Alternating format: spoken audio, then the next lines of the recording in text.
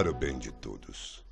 Olá, eu sou a Clara Costa, estou de volta aqui no canal Para o Bem de Todos para falar com vocês sobre educação.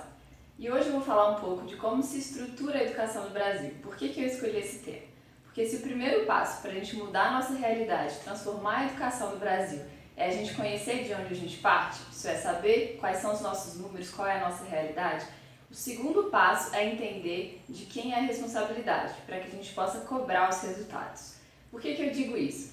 Cada ente da federação tem uma parcela específica de responsabilidade quando a gente fala de educação.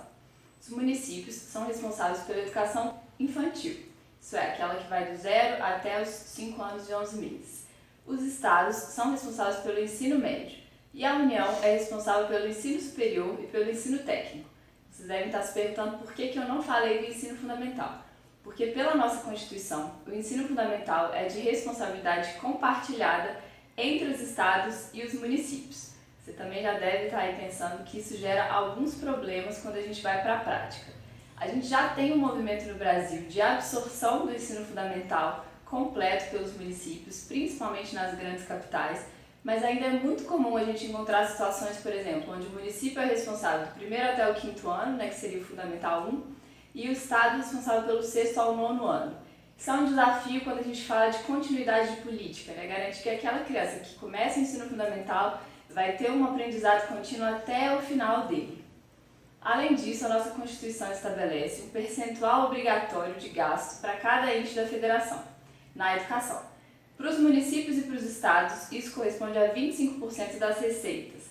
No caso da União, isso corresponde a 18% das receitas. O que eu quero dizer com isso? A gente tem um dinheiro que é reservado para a educação. Então é claro que a gente tem em alguns lugares do Brasil problemas graves de infraestrutura, de investimentos necessários na educação.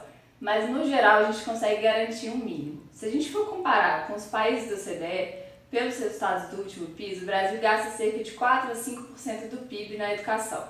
Isso está acima da média dos países da OCDE, mas quando a gente compara o gasto por aluno, ele ainda é abaixo da média dos países da OCDE, que significa que a gente ainda tem um caminho aí a seguir.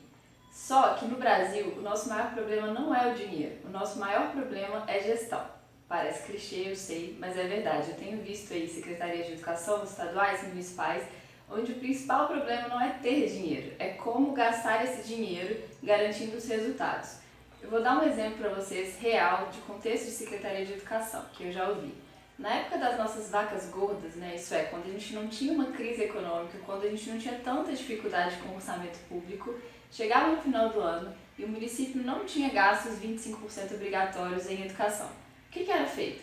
O dinheiro que restava era distribuído pelas escolas da rede, para que as escolas pudessem gastar. Como é que era gasto esse dinheiro? As diretoras compravam eletrodomésticos que precisavam substituir, material de consumo ou material permanente, faziam alguns ajustes de infraestrutura.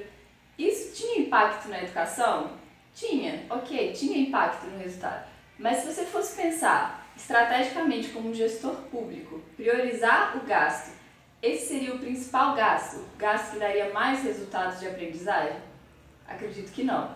Então, por isso, é importante a gente pensar cada vez mais em capacitar os nossos secretários de educação, sejam eles municipais ou estaduais, capacitar os cargos de liderança dentro de uma secretaria de educação, porque isso é muito importante para garantir os resultados que a gente almeja. Eu tenho visto no Brasil muitos bons secretários de educação, tanto a nível municipal quanto a nível estadual, que são tecnicamente bons, que têm boas equipes, que compõem boas equipes, conseguem liderá-las, que participam de formações, que buscam se especializar, que buscam parcerias também, apoio técnico com outras instituições que conseguem ajudá-los de alguma maneira. Mas isso tem que partir do próprio secretário, ou às vezes do prefeito ou do governador. Se não tiver essa vontade de atingir melhores patamares, isso não acontece. Também vejo algumas secretarias que acabam ficando muito à mercê de interesses políticos, tanto para indicação de cargos como para priorização de ações. Isso não é bom para a educação. Então, o que eu queria falar com vocês hoje? Esse ano a gente tem eleições municipais chegando. É muito importante, se você está realmente preocupado e quer fazer alguma coisa para mudar a educação, que você primeiro busque conhecer a realidade da sua cidade. A gente tem, quase todas as cidades têm algum portal institucional que mostram os dados, as ações que vêm sendo feitas na área da educação.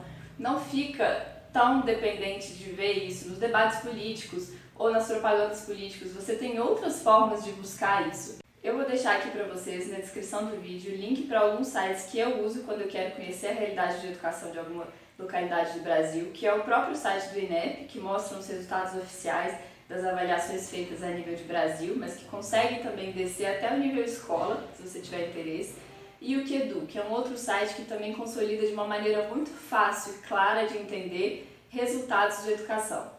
O segundo ponto que eu quero falar para vocês é para vocês prestarem atenção não só no candidato que vocês vão votar, quem é o prefeito, mas sim na equipe que ele vai formar. É muito importante. A gente fica sempre esperando que venha alguém que salve tudo, que recupere a situação da nossa cidade, resolva todos os problemas, e não vai ser assim.